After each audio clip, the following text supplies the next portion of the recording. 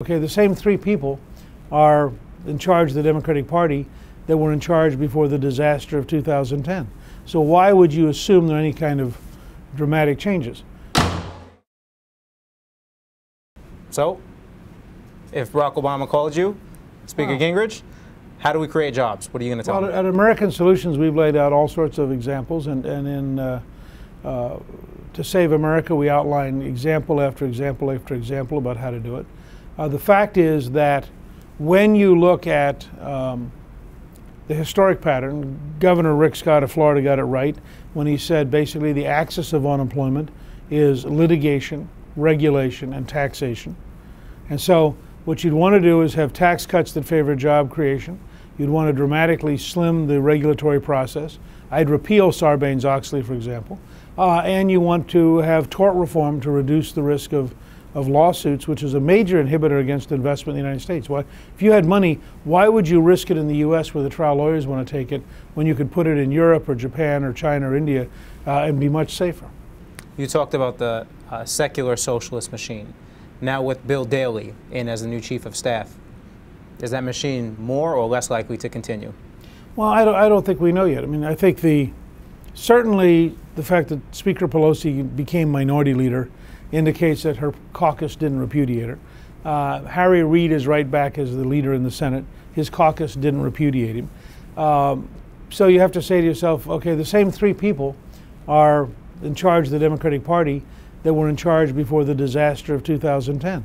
So why would you assume there are any kind of dramatic changes? It'd be interesting to have Bill Daley read the back half of To Save America, which has a whole series of solutions, and see whether or not he then discovered, you know, here are some really good ideas we ought to try out. I think what you're more likely to see is smoke and mirrors, games, using the language of the center right while in fact fighting for the policies of the left. And I'd be very surprised to see the president in real substantive ways adopting the kind of solutions that we've developed both at American Solutions and in our book To Save America. With Bill Daley now in the White House, another Clinton official in the Obama administration. I mean, I think it's fascinating. You're sort of seeing the beginning of the third term of the Clintons because the first 2 years of Obama was such a failure in popular acceptance.